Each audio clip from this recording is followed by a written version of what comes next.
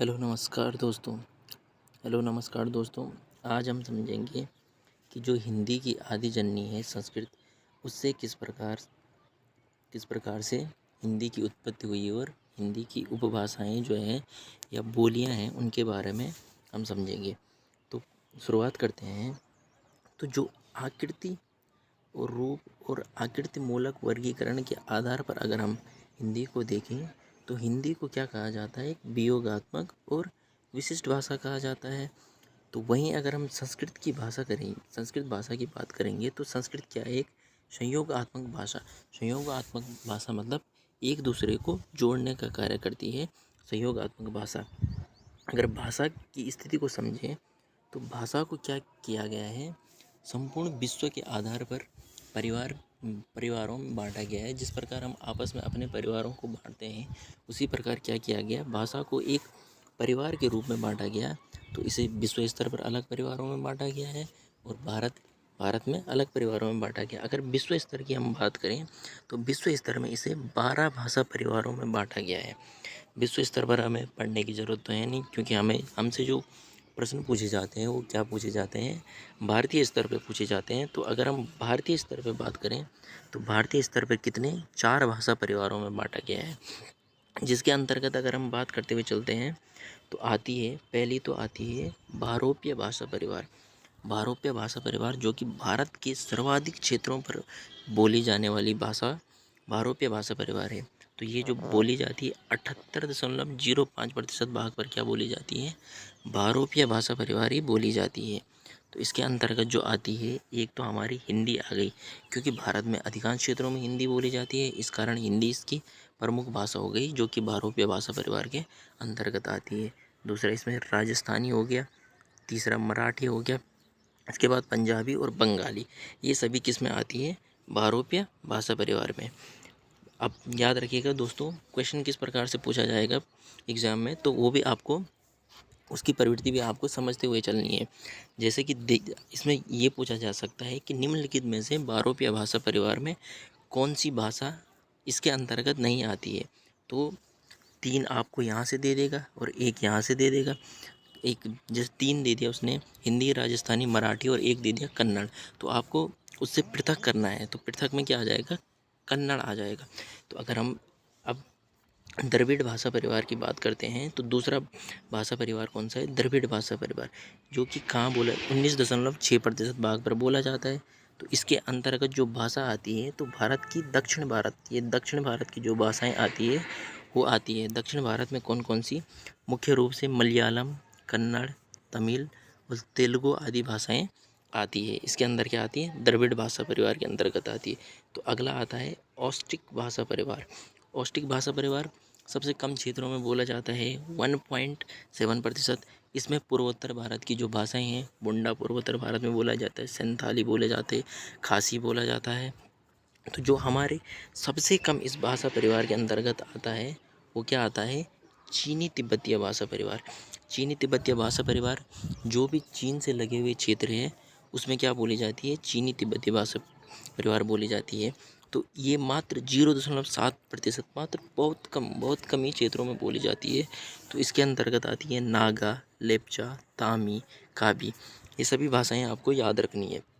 तो एक बार फिर से ध्यान देते हुए, तो पहला क्या है, भारोपीय भाषा परिवार, दूसरा क्या है, द्रविड़ भाषा परिवार, तीसरा क्या है, ऑस्ट्रिक भाषा परिवार, चौथा क्या है, चीनी तिब्बतीय भाषा परिवार। ये चारों भाषा परिवार आपको भारतीय स्तर पर याद रखनी है, विश्व स्तर पर आपको याद रखने की ज़रूरत नहीं है। अब क्या कहा जाता है कि जो भारतीय आर्य भाषा जो सर्वप्रथम भारत में बोली गई थी उसे क्या नाम दिया गया, भारतीय आर्य भाषा नाम दिया गया।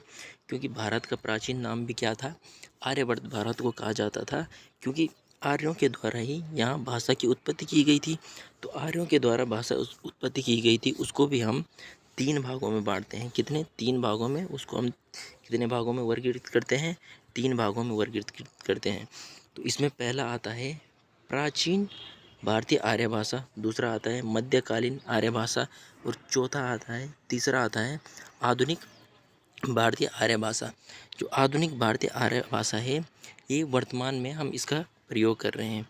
तो अगर हम बात करते हैं तो जो हमारा प्राचीन भारतीय आर्य भाषा है वो उसमें क्या बोला जाता था, यहाँ पे सन भी लिखे गए हैं, लेकिन सन आपको क्या करना है, याद करने की ज़रूरत नहीं है, कहीं नहीं पूछा जाता है।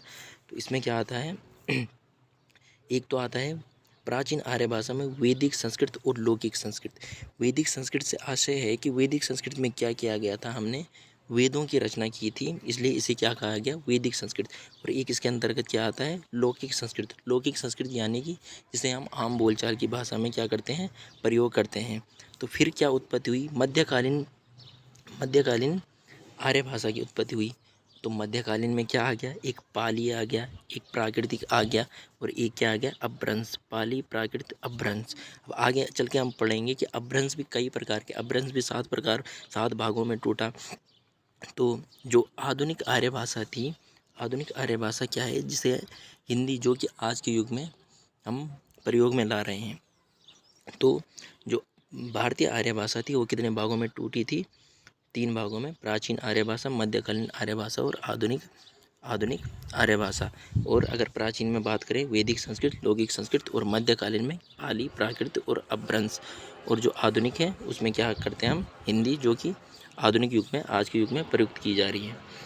अब देखिए ये टेबल जो बनाई गई है, इसके माध्यम से आपको समझ में आ जाएगा कि किस तरह से भाषा की उत्पत्ति हुई है और किस तरीके से हमने इनको बांटा है, और इनकी उपबोलियाँ, बोलियाँ जो भी है वो हम इस टेबल के माध्यम से समझेंगे।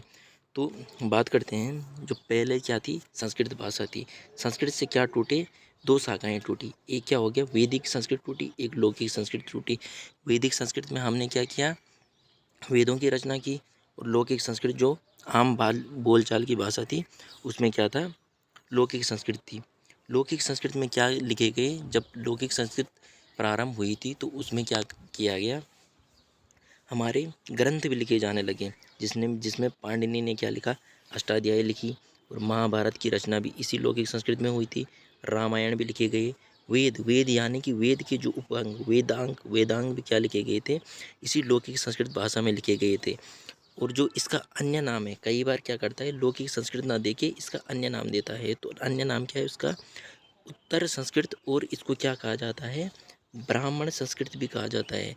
तो ये लौकिक के साथ साथ आपको 2 चीज़ें और याद रखनी है जो कि इसके अन्य नाम है, एक तो उत्तर संस्कृत है, एक ब्राह्मण संस्कृत है, ये भी आपको याद रखना है। जब लौकिक संस्कृत हो गई, पहले तो संस्कृत थी, उसकी 2 शाखाएं टूटी, वैदिक संस्कृत और लौकिक संस्कृत। उसके बाद लौकिक संस्कृत की अलग अलग शाखाएं टूटी। लौकिक संस्कृत से किसकी उत्पत्ति हुई, पाली की उत्पत्ति हुई। पाली भाषा, जो कि इस भाषा को क्या कहा गया, प्रथम देसी भाषा, यानी कि जो हमारे देश में बोली गई थी प्रथम, उसे क्या कहा गया, पाली भाषा कहा गया। तो पाली भाषा में क्या लिखा गया, बौद्ध साहित्य, बौद्ध ग्रंथ, जिसे महात्मा बुद्ध की जो भी जीवनियाँ या कहानियाँ हैं, वो किस भाषा में लिखी गई थी, पाली भाषा।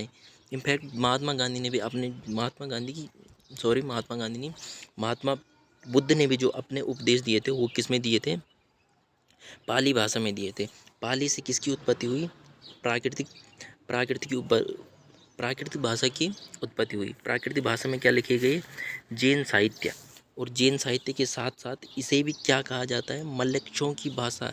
ये पॉइंट नोट करना आपने, जो ये है मलक्षों की भाषा, ये कई बार पेपरों में पूछा गया है कि मलक्षों की भाषा कौन सी है। तो आपने क्या लिखना है, प्राकृत भाषा जो है वो किसकी भाषा है, मलक्षों की भाषा है। अब प्राकृत के बाद क्या हुआ, अपभ्रंश। प्राकृतिक भाषा से किसका हुआ, अपभ्रंश की उत्पत्ति हुई। अपभ्रंश जो है, जो अपभ्रंश है, तो इसमें एक थे स्वयंभू। स्वयंभू को क्या कहा जाता है, अपभ्रंश के वाल्मीकि कहा जाता है। वाल्मीकि इसलिए कहा जाता है क्योंकि इन्हीं के द्वारा अपभ्रंश को विकसित करने का श्रेय इन्हीं को दिया जाता है। तो अगर अब अपभ्रंश भी 7 भागों में टूटा है, अपभ्रंश में 7 भागों में किस किस प्रकार टूटा, आइए उसको समझते हैं। तो प्रथम जो टूटा था वो टूटा था शौरसेनी अपभ्रंश में। क्या हुआ था, प्रथम निर्माण क्या हुआ था, शौरसेनी अपभ्रंश हुआ था। उसके बाद जो पहाड़ी और खस अपभ्रंश, उसके बाद ब्राचड़ अपभ्रंश, उसके बाद पेचासी अपभ्रंश, उसके बाद मागधी अपभ्रंश, और उसके बाद अर्ध मागधी अपभ्रंश, और उसके बाद महाराष्ट्री अपभ्रंश। तो जो ये है, ये कितने भागों में टूटा था, ये 7 भागों में टूटा था। जिसमें पहला क्या था, शौरसेनी अपभ्रंश, फिर पहाड़ी या खस अपभ्रंश, फिर ब्राचड़ अपभ्रंश, फिर क्या था, पेचासी अपभ्रंश, और फिर क्या था, फिर था मागधी अपभ्रंश, फिर था अर्धमागधी अपभ्रंश, फिर था महाराष्ट्रीय अपभ्रंश। अब देखो, जो शौरसेनी अपभ्रंश है उससे किस किस भागों में टूटा था। तो पहला टूटा था पश्चिमी हिंदी, राजस्थानी और गुजराती। अब जो पश्चिमी हिंदी थी उसमें कौन कौन सी बोलियां बोली जाती, इनको क्या कहेंगे, बोलियां कहेंगे। तो उसमें क्या बोली जाती है, ब्रजभाषा, खड़ी बोली, बुंदेली, कन्नौजी, हरियाणवी। तो यहाँ अगर हम प्रश्न की प्रवृत्ति समझें तो यहाँ क्या पूछा जाता है, निम्न में से कौन सी भाषा पश्चिमी हिंदी के अंतर्गत बोली जाती है। तो आपको याद रखना है, ब्रज भाषा बोली जाती है, खड़ी बोली बोली जाती है, और उसके बाद बुंदेली, कन्नौजी और हरियाणवी, जिसको हम क्या बोलते हैं, वांगरू भी बोलते हैं। तो अब जब राजस्थानी हुई, शौरसेनी अपभ्रंश से तीन तीन तीन शाखाएं टूटी थी, एक पश्चिमी हिंदी, एक राजस्थानी, एक गुजराती। तो जो राजस्थानी से उत्पत्ति हुई थी वो किस किस बोली की हुई थी। तो मेवाती, मालवी, मेवाड़ी और जयपुरी, ये जो चार शाखाएं टूटी थी ये किससे टूटी थी, राजस्थानी से। और शौरसेनी अपभ्रंश से लास्ट जो अंतिम भाषा टूटी थी वो क्या थी, गुजराती। तो ये भी आपको याद रखना है। तो अगली जो बात करते हैं, पहाड़ी या खस अपभ्रंश। पहाड़ी या खस अपभ्रंश से किसकी उत्पत्ति हुई थी, पहाड़ी हिंदी की उत्पत्ति हुई थी। पहाड़ी हिंदी के अंतर्गत क्या आती है, गढ़वाली, कुमाऊनी, नेपाली, जो कि उत्तराखंड के क्षेत्रों में बोली जाती है। इसके बाद जो होता ब्राचड़ अपभ्रंश। ब्राचड़ अपभ्रंश में कौन सी भाषा निकली, सिंधी भाषा निकली। तो इसके बाद जो अगला था पेचासी अपभ्रंश। पेचासी अपभ्रंश में कौन निकली, पंजाबी निकली। इसके बाद अगर हम आगे बात करें, मागधी अपभ्रंश। मागधी अपभ्रंश, मागधी से याद रखना, इसको याद करने का तरीका क्या है, मगध सम्राट सुना होगा आपने। तो मगध सम्राट कहाँ था, बिहार के क्षेत्रों में था। तो इससे क्या हुआ था, मागधी से क्या निकला था, बिहारी निकली थी। बिहारी भी कितनी, तीन। बिहारी में प्रमुख रूप से तीन बोलियों में टूटी थी, एक मैथिली, एक मगधी, एक भोजपुरी, ये तीन भाषाओं में टूटी थी। इसके बाद क्या था, अर्धमागधी। अर्धमागधी जो अब अपभ्रंश था उससे किसकी उत्पत्ति हुई, पूर्वी हिंदी। और पूर्वी हिंदी में प्रमुख रूप से तीन बोलियां बोली जाती है, एक अवधी, बघेती और एक क्या, छत्तीसगढ़ी। ये भी आपको याद रखना। अंतिम जो है महाराष्ट्रीय अपभ्रंश। महाराष्ट्रीय अपभ्रंश में कौन सी भाषा बोली जाती है, मराठी अपभ्रंश बोली जाती, मराठी भाषा बोली जाती है। अब देखो, अब आपको क्या रखना है, बोलियां कितनी होती है और उपभाषाएं कितनी होती। बोलियां जो होती है वो कितनी होती है, 18। बोलियों के अंतर्गत क्या है, जैसे ब्रजभाषा हो गई, खड़ी बोली, बुंदेली, कन्नौजी, हरियाणवी, गढ़वाली, कुमाऊनी। तो ये क्या है, ये सब लगभग बोलियां हैं जो मैं आपको पहले ही बता चुका हूँ।